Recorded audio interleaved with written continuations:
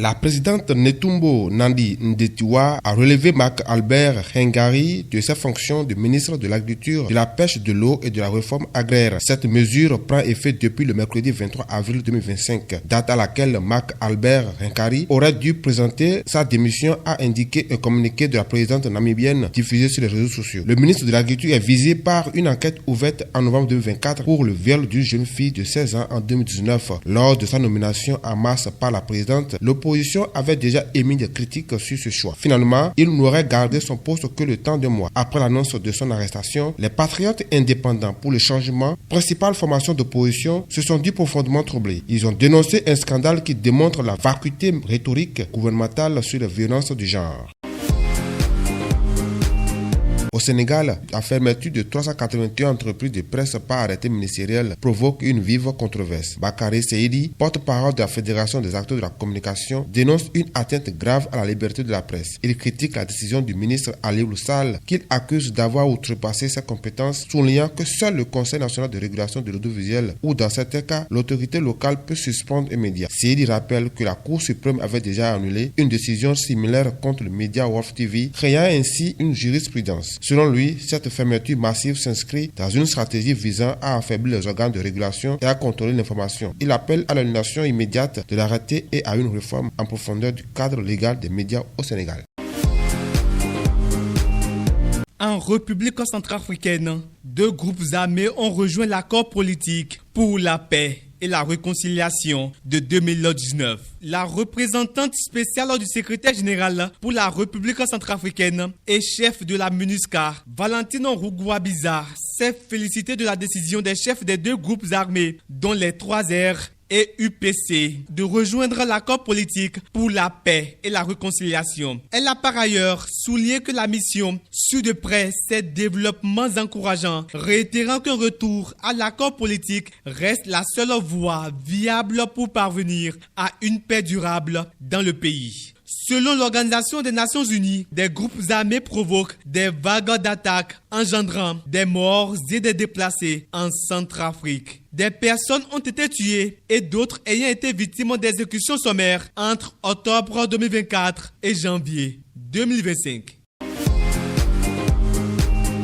Le Gabon est officiellement de retour dans le giron de l'Union africaine. Réuni ce mercredi 30 avril 2025 à Addis Abeba, le Conseil paix et sécurité de l'Organisation panafricaine a levé la suspension qui frappait le pays depuis le coup d'État militaire d'août 2023. La décision annoncée via un communiqué diffusé sur le réseau INS salue une transition pacifique globalement réussie et un processus démocratique jugé satisfaisant. Cette réintégration survient à un moment hautement symbolique pour Libreville, à 3 jours de l'investiture de Brice Clotaire Oligui Nguema, élu à la présidence le 12 avril dernier. Le général qui a conduit la transition après la destitution d'Ali Bongo prêtera serment le 3 mai prochain lors d'une cérémonie à laquelle une cinquantaine de chefs d'État africains sont attendus à cet événement. Comme d'autres pays africains tels que le Mali, le Burkina Faso et la Guinée, le Gabon avait été suspendu des instances de l'Union africaine après l'arrivée des militaires au pouvoir.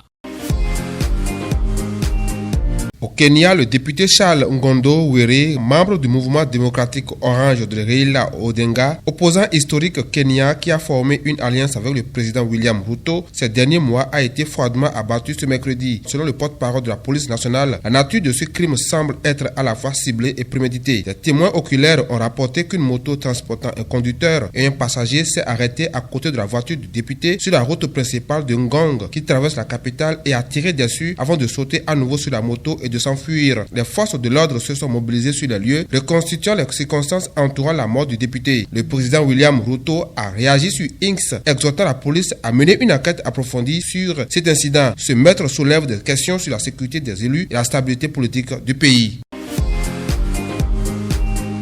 Au Mali, la phase nationale de consultation sur la relecture de la charte des partis politiques a pris fin ce mardi 29 avril 2025. Cette étape qui a réuni diverses composantes de la société malienne et de la diaspora a débouché sur plusieurs recommandations majeures. plusieurs séries de recommandations, dont la dissolution de tous les partis politiques et l'instauration pour le président malien Assimi Goïta d'un mandat renouvelable de 5 ans à partir de 2025 sont des points majeurs issus de ces travaux. Concernant la vie politique, les participants à la phase nationale ont recommandé la suspension de toutes les questions électorales jusqu'à la pacification du pays, l'audit du fichier électoral par une structure indépendante suite à la dissolution des partis et le maintien de l'autorisation préalable pour toute manifestation politique. Ils ont également proposé la suspension du financement public des partis politiques, l'interdiction à tout leader religieux ou d'organisation de la société civile d'être candidat à une élection ou de participer à une campagne électorale. En clôturant les travaux qui ont duré 2 jours, le premier ministre malien Abdoulaye Maïga s'est engagé à transmettre au chef de l'État l'ensemble des recommandations, soulignant que ces dernières sont claires et devraient permettre au Mali d'avancer et de tourner les pages obscures de son histoire.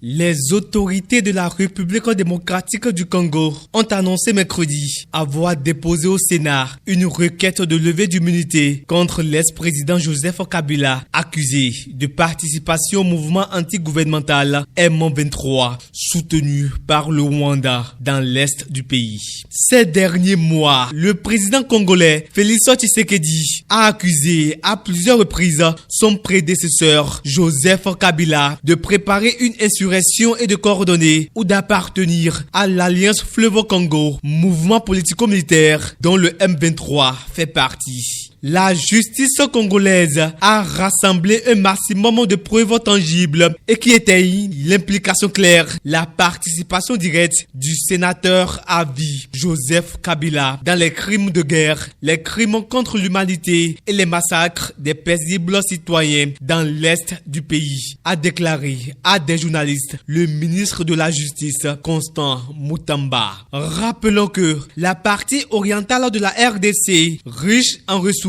et frontalière du Rwanda, est en proie à des conflits depuis 30 ans, mais les violences ont connu un regain d'intensité avec la ressurgence du M23 depuis une décennie. Le Togo a célébré dimanche 27 avril 2025 le 65e anniversaire de son indépendance par un défilé militaire et civil à Lomé 2 en présence du président Faure Gnassingbé. Cet événement marque la dernière fête nationale sous la 4e République avant l'entrée en vigueur de la nouvelle constitution. En marge des festivités officielles, plusieurs partis d'opposition et organisations de la société civile avaient prévu un meeting sur la plage de Lomé. Cependant, à la demande des autorités, notamment du ministère de l'administration territoriale, ils ont été contraints d'annuler l'événement sans nouvelle date annoncée. Cette décision a suscité la colère des organisateurs dénonçant un traitement inégal. Le professeur David Dosset, porte-parole de la coalition Togo Debout, a critiqué l'autorisation accordée à d'autres activités sur le même site, dénonçant ce qu'il considère comme une atteinte à la liberté d'expression. La situation alimente les tensions politiques dans le pays.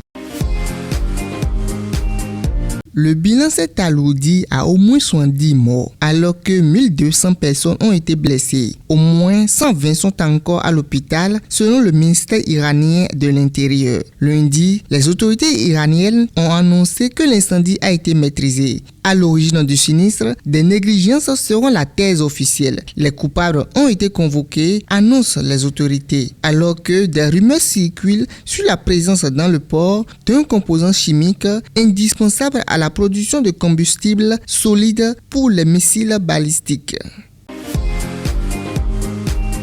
L'Assemblée nationale française a définitivement adopté mardi 29 avril une loi visant à renforcer la lutte contre le narcotrafic. Portée par les ministres Gérard Darmanin et Bruno Retailleau, le texte a été approuvé par 396 voix contre 68. Seuls les députés de la France insoumise, quelques anciens insoumis et 4 communistes s'y sont opposés. La mesure phare de la loi est la création en janvier 2026 d'un paquet national anticriminalité organisée inspiré du modèle antiterroriste pour coordonner les enquêtes enquête sur les trafics les plus graves. La mise en place de quartiers de haute sécurité pour les trafiquants dangereux dans les prisons est aussi prévue. Si les magistrats saluent cette réforme, certains avocats dénoncent une atteinte aux droits de la défense et pointent un manque de moyens structurels dans le système pénitentiaire. Le débat reste vif entre justice et respect des libertés.